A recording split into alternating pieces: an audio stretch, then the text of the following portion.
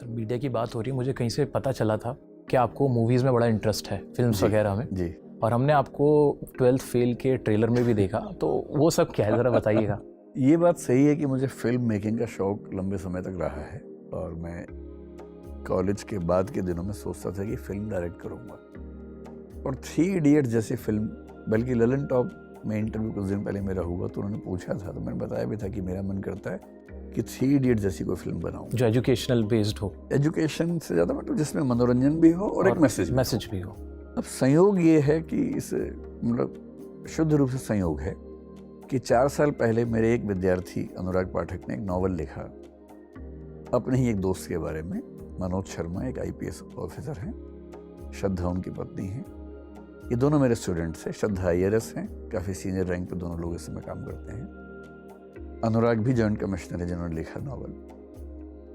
तो मनोज की स्ट्रगल वाली लाइफ पे नॉवल लिखा, क्योंकि मनोज चंबल का रहने वाला है। 12वीं क्लास में वो फेल हो गया था स्कूल में। उसके बाद उसने स्ट्रगल करते करते IPS का पद हासिल किया। जनरल कैटेगरी से भी था तो रैंक भी उसको अच्छा चाहिए था। श्रद्धा IRS बनी उसके अगले साल। अनुराग उनका साथी था।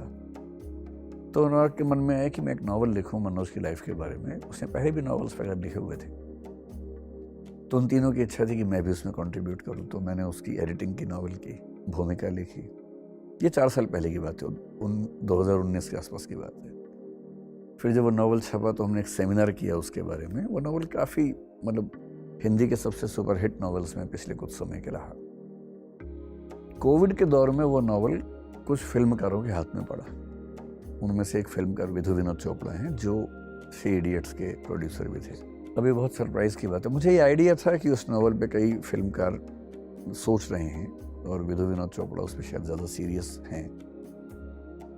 तो कोविड के दिनों में एक बार जब ये ओमिक्रॉन बोलते थे ना, उसका ओमिक्रॉन जब चल रहा था, तो तब मेरे पास मनोज का फ़ोन आया कि सर विधु सर फिल्म बनाने के मूड में हैं और वो एक बार आपसे बात करना चाहते हैं। तो मेरे लिए ये ऐसा था जैसे किसी मतलब बहुत गरीब आदमी के पास फ़ोन आया कि मुकेश अंबानी आपसे बात करना चाहते हैं। कोई फिल्म का सपना देखने वाला आदमी, उसको कोई ये कहे कि विधु विनोद चोपड़ा आपसे बात करना चाहते हैं। प्यासे को पानी मिल गया। प्यासे को पानी नहीं, प्यासे को पूरा मतलब समुद्र मिल जाए, ऐसा कुछ। तो फिर हमारी शाम को बात हुई, वीडियो कॉल हुआ, 1-1.5 घंटे बात हुई। तो उन्होंने ये कहा कि हमने स्क्रिप्ट मतलब हम काम कर रहे हैं और नॉवल को स्क्रिप्ट में कन्वर्ट किया है, कुछ चेंजेस भी हुए हैं। हम ये चाहते हैं कि आप स्क्रिप्ट सुपरवाइज़र बन जाएं फिल्म के, जिसका काम ये होता है कि स्क्रिप्ट को चेक करना कि वो ऑथेंटिक है या नहीं, ये सब चीज़ें। तो मैं खुशी खुशी तैयार हो गया। मुझे लगा छोटा सा काम है, कर देंगे। पर खैर वो काम काफ़ी लंबा था, वो मैं कभी और विस्तार में समझाऊंगा। काफ़ी चैलेंजिंग काम था और शुरू में ये तय नहीं था, बल्कि ऐसा कोई प्लान था ही नहीं कि मैं उसमें एक्ट करूँगा। उसमें कैरेक्टर है मेरा ही, विकास सर के नाम से कैरेक्टर है। तो पहले 2-3 एक्टर्स के नाम पे बात चल रही थी। हमारी कुछ बात भी उनसे हुई थी कि वो एक्ट करेंगे। बड़े एक्टर्स हैं, हमारे अच्छे मित्र भी हैं वो लोग। पर अंत में मुझे नहीं पता क्या हुआ, विधु सर ने ये कहा कि मैं चाहता हूँ कि एक्टिंग आप खुद ही करें। तो ये बड़ा इंटरेस्टिंग था, मुझे रोल प्ले करना था, अपना ही रोल प्ले करना था। तो फिर मैंने किया और बड़ा इंटरेस्टिंग है।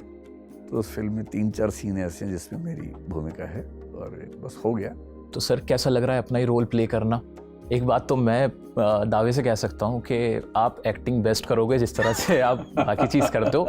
तो एक्टर्स की भी अब छुट्टी होने वाली है, हमें इस बात का पूरा भरोसा है। नहीं, ये मेरी शायद पहली और आखिरी फिल्म है, क्योंकि मेरा वो शौक है नहीं कि फिल्म बनाऊँ। हालांकि विधु सर ने मुझे कई बार ये बात कही, बल्कि जब मैं उस फिल्म में काम करने के लिए तैयार हुआ, मैंने उनसे ये कहा कि मेरे लिए ये मौका सीखने का है दरअसल, क्योंकि आपकी संगत में रह के जितना सीख पाऊंगा उतना कहीं और नहीं सीख पाऊंगा। तो मेरे लिए सबसे बड़ा लालच ये है कि मैं आपके साथ रहूंगा, इस बीच में सीखूंगा। उनके साथ मैं मतलब सैकड़ों घंटे इस बीच में रहा हूँ और हम लोगों ने हज़ारों बार बातचीत की होगी शायद। और मतलब वो मुझे छोटे भाई की तरह ट्रीट करते हैं। और तो उनकी जो गहराई है फिल्म मेकिंग को लेकर, 40-45 साल का अनुभव है, तो वो एक वाक्य में दिखता है। तो ये ज़रूर है कि इस पूरे प्रोसेस में पिछले 2-3 साल में मुझे फिल्म मेकिंग की बुनियादी समझ हो गई है। कैमरा की समझ भी हो गई है, एडिटिंग की समझ भी हो गई है, कैसे साउंड और कैसे हम कलर मिक्सिंग होती है फिल्म में, उससे क्या इम्पैक्ट आता है, स्क्रिप्ट लिखना कितना अलग है नॉवल लिखने से, किन किन चीज़ों की वैल्यू है, ये सब मुझे एक समझ हुई है। इतनी शायद नहीं है कि मैं कोई बहुत महान फिल्म मेकर बन जाऊंगा। फिल्म बनाना चाहूँ तो मैं प्रयोग कर सकता हूँ, लेकिन अब मेरी जो आगे की योजनाएं हैं अपने जीवन को लेकर, मुझे लगता नहीं कि मैं इतना समय निकाल पाऊंगा कि मैं फिल्म बनाऊँ। तो शायद ये मेरा पहला और आखिरी प्रयोग था, हो गया बस। अगर ये प्रयोग लोगों को बहुत पसंद आया और वो आपको आगे भी देखना चाहे एज एन एक्टर, तो फिर आप क्या करेंगे? मतलब कोई अगर बहुत अच्छा प्रोजेक्ट है, अच्छी थीम पे है, और कोई मुझे कहे कि 1 मिनट का रोल कर दो कैमियो टाइप का, तो कर देंगे। लेकिन ऐसा कोई मैं कभी किसी के पास जाके रोल मांगूंगा ऐसा तो जिंदगी में कभी नहीं होने वाला, क्योंकि मुझे ऐसा इंटरेस्ट भी नहीं।